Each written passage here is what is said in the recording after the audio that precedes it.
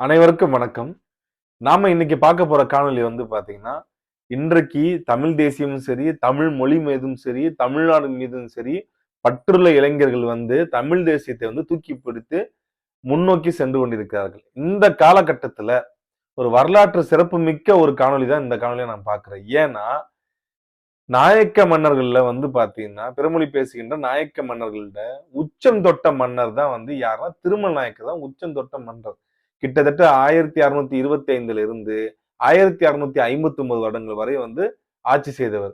அவருடைய பிறந்த நாள் அவருடைய பிறந்த நாளானது எப்ப வரும்னா இந்த தைப்பூச நாள்ல தான் அவருடைய பிறந்த நாள் வரும். இந்த பிறந்த நாள்ல வழக்கமா 400 வருடங்களாக அவருக்காக பாத்தீங்கன்னா அவருடைய பிறந்த நாளை ஒரு தமிழ் சமுதாயம் கொண்டாடி கொண்டிருக்கிறது. இதுல என்ன ஒரு பெரிய விஷயம்னா, இவர்களை தவிர வேற யாருமே தமிழர்கள் இல்லை என்று சொல்லக்கூடிய அந்த சமுதாயம் திருமல் நாயக்கர் பிறந்தநாளை வருஷ வருஷம் கொண்டாடிட்டு இருக்காங்க. அவருக்காக அவர் கட்டிய தெப்ப குளத்துல பாத்தீங்கன்னா தேர் இழுத்துட்டு இருக்காங்க. அந்த மதுரை அனுப்பானடி தெப்பத்தேர் திருவிழா ஆனது பன்னெடுங்காலமாக பாண்டியர் காலத்திலிருந்து வழக்கமாக நடந்து கொண்டிருக்க இருக்க ஒரு மிகப்பெரிய நிகழ்வு. திருமல் நாயக்கருடைய நட்சத்திரம், அவர் பிறந்த நட்சத்திரம் தைப்பூசம். தன்னுடைய பிறந்த நாளை ஒவ்வொருத்தவங்க ஒவ்வொரு விதமா கொண்டாடி இருக்காங்க. அவர் மீனாட்சிக்கு தெப்ப திருவிழா கொண்டாடி அந்த பிறந்த நாளை கொண்டாட ராஜராஜ சோழர் மாதிரி இந்த அவருடைய பிறந்த நாளும் இதை ஒட்டி தான் வருது. அந்த நாளை தான் இந்த தெப்ப திருவிழாவா கொண்டாடுறாங்க.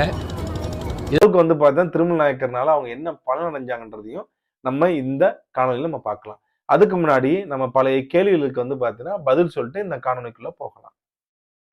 ஃபர்ஸ்ட் கேள்வி, மருதநாயகம் பார்ட் ஸ்டார்ட்ஸ். அப்படியா? மருதநாயகம் பார்ட் பாத்தீங்கன்னா போடணும்னு நினைக்கிறவங்க, மருதநாயகம் யாரு, அவருடைய பிறப்பு என்ன, அவரோட மனைவி யாரு, அவரை சாம்பவார்னு சொல்றாங்களே, அவரை பிள்ளைமார்னு சொல்றாங்களே, மருதநாயகம் பிள்ளைன்னு சொல்றாங்களே, மருதநாயகம் சாம்பவர்னு சொல்றாங்களே, மருதநாயகம் தான் அவருடைய பேரா, இல்ல யூசப் கான்றது அவரோட பேரா, இல்ல கான் சாஹிப்ன்றது அவரோட பேரா, அவர் பேரு தான் என்ன, இல்ல முகமது யூசஃபா, அவர் எந்த ஊருக்காரு, ராம்நாட்டுக்காரரா பாண்டிச்சேரிக்காரரா, பாண்டிச்சேரியில அவர் என்ன வேலை பார்த்தாரு, எந்த வயசுல இருந்து வாழ்க்கை ஸ்டார்ட் ஆகுது, இது எல்லாமே தெரிஞ்சுக்கணும்னு நினைச்சீங்கன்னா நீங்க நிறைய பேர் கமெண்ட் பண்ண மட்டும்தான் நான் அந்த காணொலி பண்ண முடியும். ஏன்னா நிறைய பார்ட்ஸ் பாத்தீங்கன்னா அப்படியே நிக்குது. இதுக்கு நீங்க இம்பார்ட்டன்ஸ் கொடுத்து நம்ம சப்ஸ்கிரைபர் சொன்னீங்கன்னா நான் அதுக்கு உண்டான காணொலி நான் போடுறேன். Sorry boss, is this not your speech, same Dravidia political then. கண்டிப்பாங்க, நேற்று யூடியூப் ரோட்டர்ஸ்க்கு பாத்தீங்கன்னா அந்த மாதிரி பதில் கொடுக்க வேண்டிய கட்டாயத்தை தான் கொடுத்தோம். நம்ம இனிமேல் நிறைய பேர் இந்த மாதிரி சொன்னாங்க, நான் அதை திருத்திக்கிறேன். நான் வணக்கம் அண்ணா, இவனை போன்ற ஆட்களை பற்றி பேசி உங்கள் தரத்தை குறைத்து கொள்ள வேண்டாம். சரி விக்கி, நான் கண்டிப்பா பாத்தீங்கன்னா அதை குறைச்சுக்கிறேன். அண்ணா, நீங்கள் பாஜக ஆதரவாளரா? கருப்பு சட்டை போட்டா இவன் பாத்தீங்கன்னா திராவிட ஆதரவாளர்னு கேக்குறீங்க. இப்ப டிஎம்கே காரனை திட்டுனா உடனே பாஜக காரதான் கேக்குறீங்க. அன்னைக்கு பார்த்தா ராமசீனிவாசன் திட்டுறப்ப பாத்தீங்கன்னா நான் எந்த கட்சிக்காரன் உங்களுக்கு தெரிஞ்சேன்? நான் எந்த கட்சியும் பாத்தீங்கன்னா சார்ந்தவர் கிடையாது. பொதுவாக பாத்தீங்கன்னா ஏதாவது இடத்துல தவறு நடந்தால் அதை தட்டி கேட்பேன், அது எந்த கட்சியா இருந்தாலும் சரி.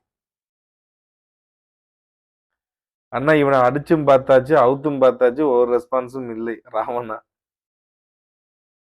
விஜயநகர ஆட்சி நாயக்கர்களின் ஆட்சி ஏன் அம்பலகாரன் ஆட்சி என்று அழைக்கப்படுகிறது? அப்படியா?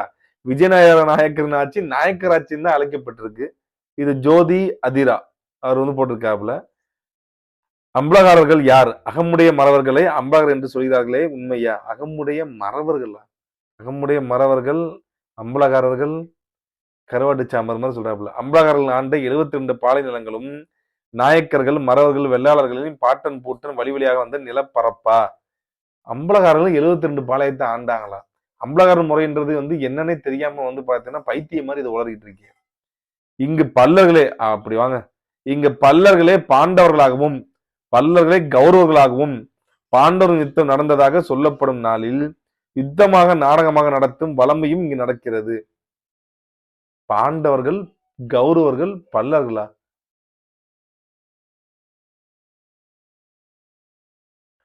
தமிழில் திரிந்தது என்பதன் அர்த்தம்தான் என்ன? பாலைக்குடி முல்லையும் நெய்தலும் முறைமையில் பிரிந்தது என்றால் என்ன? அது முல்லையும் நெய்தலும் கிடையாது, குறிஞ்சியும் முல்லையும் முறைமேல் திரிந்து பாலையானதுன்றது பிற்கால இலக்கியத்துல பார்த்தோன்னா கூறப்பட்டது. சங்க இலக்கியத்துல பாத்தீங்கன்னா பாலைத்தலை என்பது ஒரு தனித்த நிலப்பகுதியாக தான் பாடப்பட்டிருக்கு. அதுக்கு என்னங்க?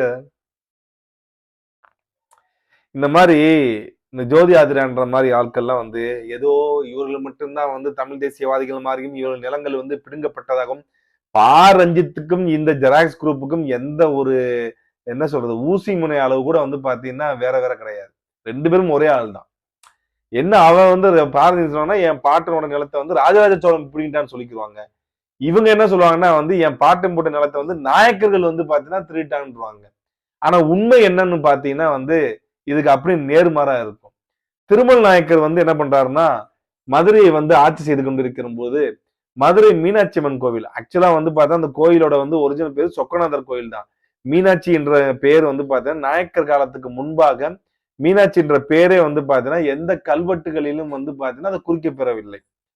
பிற்காலத்தில் வந்து பார்த்தீங்கன்னா நாயக்கர்னால சூட்டப்பட்ட பேர் தான் மீனாட்சி. எல்லாரும் வந்து பார்த்தீங்கன்னா கரெக்டா இந்த வைகை ஆற்றில் வந்து கள்ளழகர் எழுந்தருளின் போது மீனாட்சி வந்து பாத்தீங்கன்னா வந்து வளையர் குலத்தை சேர்ந்தவர், மீனாட்சி வந்து பாத்தீங்கன்னா வந்து பல்லர் குலத்தை சேர்ந்தவர் அப்படின்னு சொல்லி எல்லாருமே ரைட் அப் எழுதுவாங்க. ஆக்சுவலா மீனாட்சின்றது வந்து பாத்தீங்கன்னா நாயக்கர் காலத்துல வந்து பார்த்தா கொண்டு வரப்பட்ட பேர் தான். அதற்கு முன்னாடி வந்து பாத்தீங்கன்னா அது சொக்கநாதர் கோயில் தான். நீங்க திருவிளையாடல் புராணத்திலே வந்து பாத்தீங்கன்னா அங்க சொக்கநாதர் தான் வந்து பாத்தீங்கன்னா மையப்படுத்தி இருக்கும். சோ அந்த அளவுக்கு வந்து பார்த்தா அந்த கோயிலானது வந்து சிவனுக்கு வந்து முக்கியத்துவம் கொடுத்த அது ஒரு கோயில்.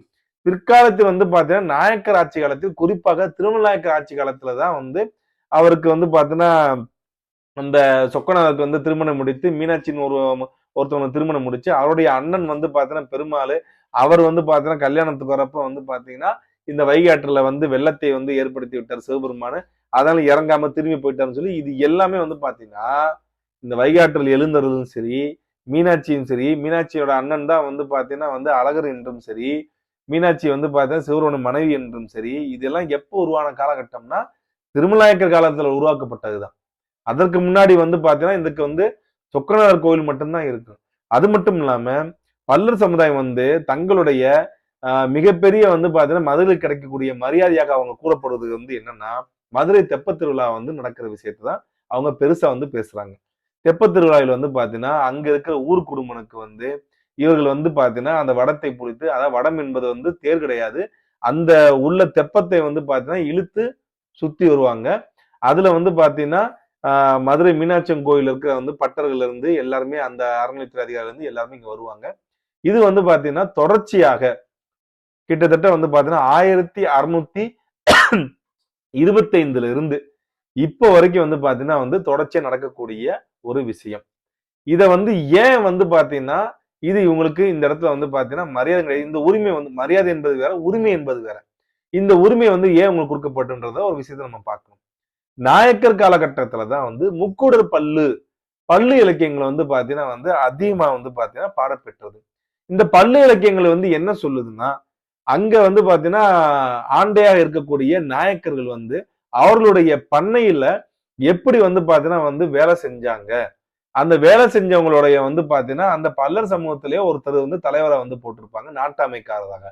அந்த நாட்டாமைக்காரரோட பேர் தான் வந்து பாத்தீங்கன்னா குடும்பன் என்று பெயர்படும். இந்த பல்லர் குடும்பங்களுக்கு தலைவனா இருப்பவர் தான் வந்து பாத்தீங்கன்னா இந்த குடும்பன் சொல்லி வந்து ஒரு விஷயத்தை வந்து பாத்தீங்கன்னா நாயக்கர் காலத்துல வந்து உருவாக்கப்படுகிறது. இந்த குடும்பங்கள் என்ன பண்ணுவாங்கன்னா அந்த பல்லர்களுக்கு வந்து பாத்தீங்கன்னா சூடு போட்டு எல்லாம் வந்து பாத்தீங்கன்னா வேலை வாங்குவாங்க. அதாவது தன் சொந்த சமுதாயத்தையும் வந்து சூடு போட்டு எல்லாம் வந்து பாத்தீங்கன்னா வேலை வாங்குவாங்க. அது போல அந்த சமுதாயத்தில் ஏற்படுகின்ற அந்த வழக்குகளையும் வந்து பாத்தீங்கன்னா அந்த ஊர் குடும்பம் தான் வந்து தீர்த்து வைப்பாப்புல. இவங்க எல்லாருமே வந்து பாத்தீங்கன்னா யாருன்னா நாயக்கரோட நிலத்துல வந்து பாத்தீங்கன்னா விவசாயம் செய்த வந்து அந்த விளிம்பு நிலை மக்கள் தான்.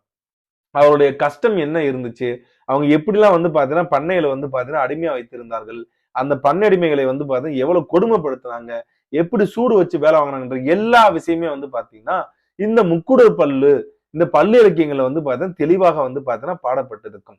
நம்ம அதை ரொம்ப வந்து டீப்பா போய் பாடி காமிச்சோம்னா அந்த சமுதாயம் வந்து பார்த்தீங்கன்னா மனசு ரொம்ப புண்படும்.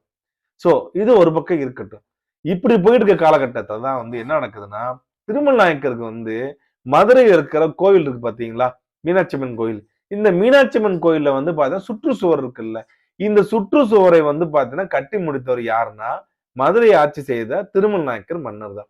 இந்த திருமல் நாயக்கர் மன்னர் தான் இந்த சுத்தி இருக்கிற அந்த கிட்டத்தட்ட வந்து பாத்தீங்கன்னா 18 அடி கிட்ட வந்து பாத்தீங்கன்னா பெரிய ஒரு சுற்றுச்சுவர் இருக்கும். அந்த சுற்றுச்சுவருக்கு வந்து பாத்தீங்கன்னா எடுக்கப்பட்ட மண், தோண்டப்பட்ட பள்ளம் தான் இந்த மதுரை தெப்பக்குளம். இந்த மதுரை தெப்பக்குளத்திற்கு இன்னொரு பேர் இருக்கு. திருமல் நாயக்கர் சமுத்திரம் என்று கூட சொல்லுவாங்க. இதை சொல்லுவாங்க கிடையாது, அதோடைய பழைய பேர் பாத்தீங்கன்னா திருமல் நாயக்கர் சமுத்திரம் என்று சொல்லுவார்கள். அந்த மண்ணை தோண்டிதான் அந்த இடத்துல வந்து பாத்தீங்கன்னா மதுரையோட மீனாட்சி அம்மன் கோயிலுக்கு சுற்றுச்சுவர் வந்து எழுப்புறாங்க. அது தோன்றப்ப கிடைத்த அந்த பள்ளம் தோன்றப்ப அந்த நிலத்தை வந்து பார்த்தா தோண்டுகின்ற பொழுது அந்த பல்லர் சமுதாயத்தினால கண்டெடுக்கப்பட்ட அந்த பிள்ளையார் தான் முக்குருணி பிள்ளையார்னு சொல்லுவாங்க. இந்த முக்குருணி பிள்ளையாருக்கு தான் வந்து பாத்தீங்கன்னா அங்கேயே வந்து பாத்தீங்கன்னா ஒரு எடுத்து அதை வந்து கோவில கூட வந்து கட்டியிருக்காங்க. சோ அந்த தோண்டப்பட்ட இடங்கள்ல வந்து வைகை ஆற்று தண்ணீர் மூலமாக உள்ளே தண்ணீரை வந்து பாத்தீங்கன்னா நிரப்பி, இது வந்து இன்னைக்கு நேரத்து கிடையாதுங்க, பழைய காலத்துல இருந்தே தண்ணி உள்ள வர்றதுக்கு வந்து பாத்தீங்கன்னா வழிகள் இருக்கு வைகை ஆற்றுல இருந்து. ஏன்னா தெப்பகுளத்திற்கும் வைகை ஆற்றுக்கும் கிட்டத்தட்ட வந்து பாத்தீங்கன்னா அதிகபட்சம் 25 அடி கூட வந்து இருக்காது, பக்கம்தான்.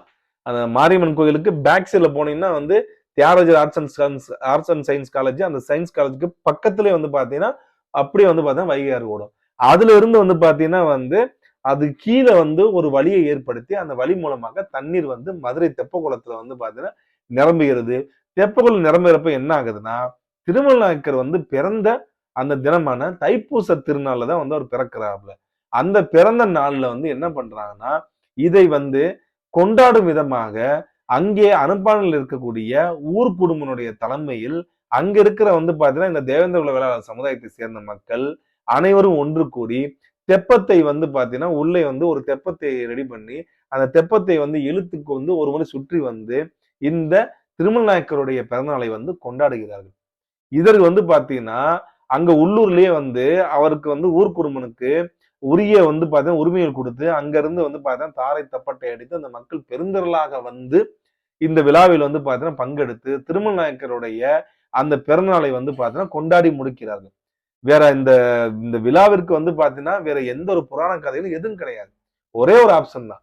இங்க தெப்பத்தில் வந்து பாத்தீங்கன்னா இங்க எப்படி பிறந்தநாள் கொண்டாடுறாங்களோ அதே மாதிரி நாயக்கருடைய அந்த சமுதாயத்தை சேர்ந்தவர்கள் வந்து பாத்தீங்கன்னா மதுரையில இருக்கிற திருமல் நாயக்கருடைய சிலைக்கு வந்து பாத்தீங்கன்னா மாலை அணிவித்து அனைவருமே வந்து பாத்தீங்கன்னா அவருடைய பிறந்தநாளை ஒரு பக்கம் கொண்டாடிட்டு இருப்பாங்க. ரெண்டாவது அதே நேரத்துல வந்து பாத்தீங்கன்னா இங்கே இவர்களும் கொண்டாடுவாங்க. இதுல என்ன ஒரு கேள்வின்னா, இவர்கள் அவருடைய பிறந்தநாளை கொண்டாடிட்டு போட்டோம், அது வந்து தவறு கிடையாது. ஏன்னா அவர்களுக்கு வந்து பாத்தீங்கன்னா உண்மையிலேயே வந்து முக்கூடர் பல்லை வந்து முழுமையாக படித்தவர்களுக்கு தெரியும், அவர்களுடைய வாழ்வியலானது முழுக்க முழுக்க வந்து பாத்தீங்கன்னா நாயக்கர் சமுதாயத்தை சார்ந்தே வந்து பாத்தீங்கன்னா இருந்ததுதான் வரலாற்று உண்மை. ஆக அவர்கள் கொண்டாடுவதில் எந்த ஒரு தவறும் கிடையாது. ஆனால் இதர சாதிகளை, அது முக்குலத்தராக இருந்தாலும் சரி, வேளாளர் மக்களாக இருந்தாலும் சரி, மற்ற ஆசாரி மக்களாக இருந்தாலும் சரி, வண்ணார் சமுதாயம் இருந்தாலும் சரி, நாடார் சமுதாயம் இருந்தாலும் சரி, அனைத்து சமுதாயமே வந்து பாத்தீங்கன்னா இவர்கள் சமூக வலைதளங்கள் வந்த காலத்திலிருந்து மிக கீழ்த்தளமாக வந்து பாத்தீங்கன்னா எழுதி கொண்டிருக்கிறார்கள். அது மட்டும் இல்லாம இந்த மீண்டிலும் பாண்டிலும் ஒரு புக் ஒண்ணு வந்து பாத்தீங்கன்னா இருக்காங்க. அந்த புக்குக்கு வந்து பாத்தீங்கன்னா தடை விதிச்சாங்க முன்னாள் முதலமைச்சர் ஜெயலலிதா அவர்கள். ஏன் தடை விதிச்சாங்கன்னா, அந்த புத்தகத்துல வந்து தேசிய பாதுகாப்பு சட்டத்திலே வந்து பாத்தீங்கன்னா கைது செய்யப்படுறாப்புல அந்த செந்தில்ன்றவர். ஏன்னா அந்த புத்தகத்துல வந்து வண்ணார் சமுதாயத்தையும், அம்பட்டர் சமுதாயத்தையும், ஆசாரி சமுதாயத்தையும், வெள்ளாளர் சமுதாயத்தையும், பறையர் சமுதாயத்தையும், தேவர் சமுதாயத்தையும் கொஞ்சம் கூட வந்து பாத்தீங்கன்னா ஒரு நாகரிகமற்ற, ஒரு முறை தவறிய நாகரிகமற்ற ஒரு விஷயத்தினால வந்து அவ்வளவுதான் கீழ்த்தனமாக எழுதியிருக்காரு. பறையர் சமுதாயத்தை வந்து பாத்தீங்கன்னா விபச்சாரி சமுதாயம் என்றும், முக்குலத்தோர்களை வந்து பாத்தீங்கன்னா வந்து குற்றம் செய்கிற சமுதாயம் என்றும், ஆசாரி சமுதாயங்கள் வந்து ஒரு கீழான சமுதாயம் என்றும், நாடார் சமுதாய பெண்மணிகளை வந்து பாத்தீங்கன்னா ஏற்பூட்டி உழுதார்கள் என்றும் கொஞ்சம் கூட வரலாற்றில் உண்மை இல்லாத தன்மையை அந்த புத்தகத்தை எழுதி வைத்தார்கள். அது மட்டும் இல்லாம தாங்கள் தான் தமிழ் தேசியவாதிகள் என்றும், தமிழ் தேசியவாதிகளின் வந்து குழந்தைகள் என்றும் வந்து பேசிக் கொள்கிற இவர்கள் ஏன் திருமல் நாயக்கருடைய பிறந்த நாளை இவர்கள் கொண்டாட வேண்டும்?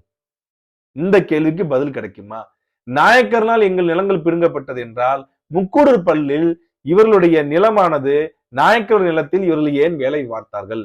நாயக்கர்களை எதிர்த்து இந்த சமுதாயம் எதிர்த்து போரிட்ட ஒரு போர் வரலாறு இருக்கிறதா? இல்லை கிளர்ச்சி செய்த வரலாறு இருக்கிறதா? இல்லை அட்லீஸ்ட் ஏதாவது இடத்துல எதிர்த்து பேசிய வரலாறு இருக்கிறதா என்றால் வரலாற்று எந்த இடத்திலும் இல்லை. இருந்தால் பதிவு செய்யலாம்.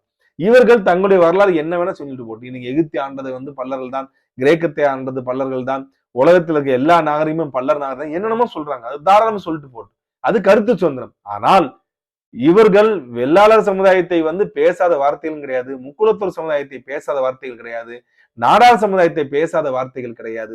ஒவ்வொரு சமுதாயத்தையும் வளையர் சமுதாயம் முதற்கொண்டு வந்து பாத்தீங்கன்னா இவர்கள் செய்கின்ற வார்த்தை அர்ச்சனைகள் என்பது கொஞ்சம் கொஞ்சம் கிடையாது. நாகரிகமற்ற பேச்சு. அதை அனைத்துமே வந்து நீங்க சமுதாய வலைதளத்திலே பார்க்கலாம். இப்படிலாம் தமிழ் தேசியம் பேசுற இவர்கள் அடுத்த வருடமாவது திருமல் நாயக்கருடைய பிறந்த நாளை கொண்டாடாம இருப்பார்களா? இதுல என்ன ஒரு பெரிய விஷயம்னா, இவர்கள் பாண்டிய மன்னர் எங்களுக்கு இந்த மரியாதை கொடுத்தா சொல்றாங்க. ஆனா தெப்பக்குளம் உருவானது ஆஸ் பர் ரெக்கார்ட் படியும், ஆஸ் பர் வந்து பார்த்தா இன்ஸ்கிரிப்ஷன் படியும், ஆஸ் பர் கவர்மெண்டோட கெஜெட் படியும் 1625 தான். அதற்கு முன்பாக அது சாதாரண மேடுதான். அதை தோண்டி எடுத்து பள்ளம் தோண்டும் போது கிடைத்த விநாயகர் சிலை தான் முக்குருணி விநாயகராகவும், அந்த விழாவானது அப்ப இருந்தே மதுரை கெஜெட்ல ஐசிஎஸ் பிரான்சிஸ் அவர்கள் வந்து பாத்தீங்கன்னா மதுரை கலெக்டரா இருந்தவர் வந்து தெள்ள தெளிவாக தன்னுடைய குறிப்புல வந்து பாத்தீங்கன்னா இது வந்து பாத்தீங்கன்னா திருமல் நாயக்கரோட பிறந்த நாளுக்காக வருட வருடம் வந்து கொண்டாடப்படுகிறது அப்படின்ற விஷயத்த தெள்ள தெளிவாக வந்து குறிப்பிட்டுள்ளார். இன்றிலிருந்து 130 வருடங்களுக்கு முன்பாகவே. ஆனால் திடீரென்று இது பாண்டியர்கள் வந்து பாத்தீங்கன்னா கொடுத்த மரியாதை என்று இவர்கள் உருட்டுற உருட்டில் மதுரை மீனாட்சி அம்மன் கோயிலே தடதடத்து போனது என்பதுதான் உண்மையான வரலாறு. நன்றி, வணக்கம்.